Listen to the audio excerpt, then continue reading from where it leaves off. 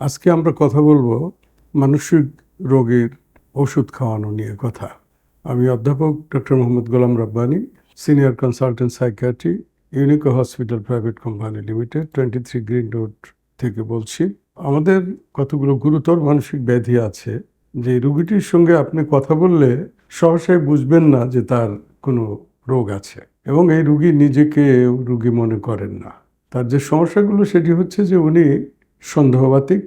সেই সন্দেহবাতিকতা আপন আত্মীয়জনের মধ্যে অথবা বাইরের অনেককেই উনি সন্দেহ করেন, এবং অনেক সময় এই সমস্ত রোগীরা মনে করেন যে কোনো একটি সংস্থা বা কোনো ব্যক্তির দ্বারা তাকে ব্ল্যাক ম্যাজিক করা হচ্ছে, অথবা তাকে কন্ট্রোল করা হচ্ছে বিভিন্ন ডিভাইসের মাধ্যমে। এমনকি তার ঘরে কোনো গোপন ক্যামেরা রেখে সেগুলো তথ্য সংগ্রহ করে তার ক্ষতির জন্য বাইরে চালান করা হচ্ছে বা পাচার করা হচ্ছে তার শত্রুদের কাছে।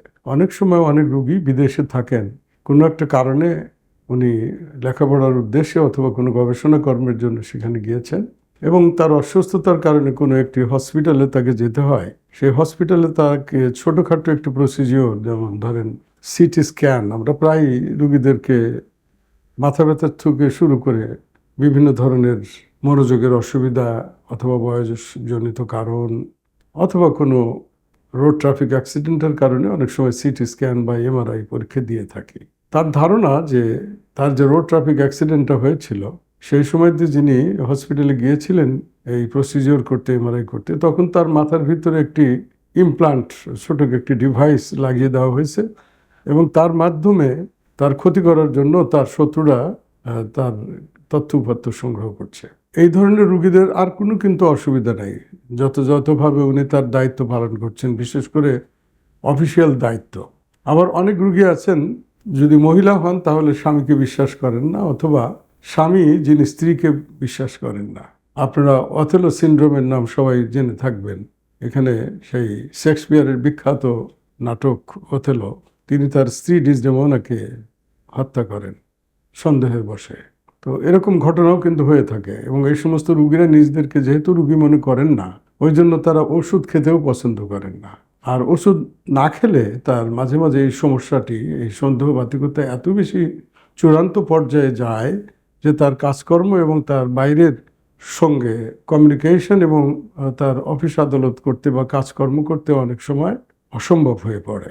আমরা যারা তার কলিগ কিংবা তার সঙ্গে যারা বসবাস করি, আত্মীয় স্বজন, তারা মনে করি যে তার জন্য ওষুধ প্রয়োজন, এবং চিকিৎসক ওষুধ প্রেসক্রাইব করেন। সেই ওষুধগুলো উনি মুখে খেতে চান না, এবং খেলেও খুব অনিয়মিত এবং তার ইচ্ছা মতো খান, এবং অনেক সময় এটি না খাওয়ার কারণে তার রোগ যে লক্ষণগুলো সেগুলো বেড়ে যেতে থাকে। সেক্ষেত্রে একটি সমাধান হলো যে আমরা কিছু কিছু এই ধরনের ওষুধ আছে, তার জন্য আমরা মাংসে, বড় মাংসে, যেমন গ্লুটিয়াল মাসল বলে আমাদের কোমরের পিছনে যে মাংসপেশি আছে সেখানে, অথবা হাতের ডেলটয়েড মাসল যেটা, আমরা সেই জায়গাতে ইঞ্জেকশনটা আমরা পুশ করে দিই, এবং এই একটি ইঞ্জেকশন 7 থেকে 3 সপ্তাহ বা 1 মাসের মতো এর কার্যক্ষমতা থাকে ভিতরে, স্লো রিলিজ হয়। এগুলো আপনার ওয়েলি বেসড এর সঙ্গে এটাকে যুক্ত করে দেওয়া হয়, যার জন্য আস্তে আস্তে শরীরের ভিতরে এটা নির্গত হয়, এবং ওই মানুষটি তার যে সাইকোলজিক্যাল যে প্যারানয়িয়া, সেটা তার যে নিউরোকেমিক্যাল যে ডিসঅ্যারেঞ্জমেন্ট, বিশেষ করে ডোপামিনের আধিক্যের কারণে এটা যে হয়ে থাকে সেটি নিরাময় হয়, এবং উনি সুস্থ বোধ করেন, এবং তার সন্দেহতা কমে গেলে ওনার যে কার্যক্রম, কর্মক্ষমতা, এগুলো বেড়ে যায় এবং তার অক্ষমতা অনেক কমে যায়।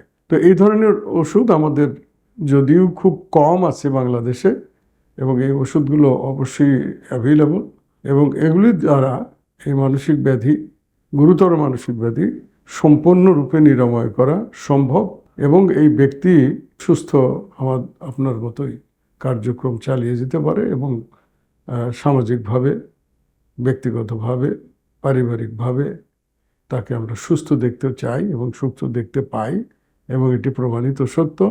এই ধরনের রোগীদের আমরা খুব সুন্দরভাবে তার জীবনযাত্রা, জীবন নির্বাহ আমরা করে যেতে পারি।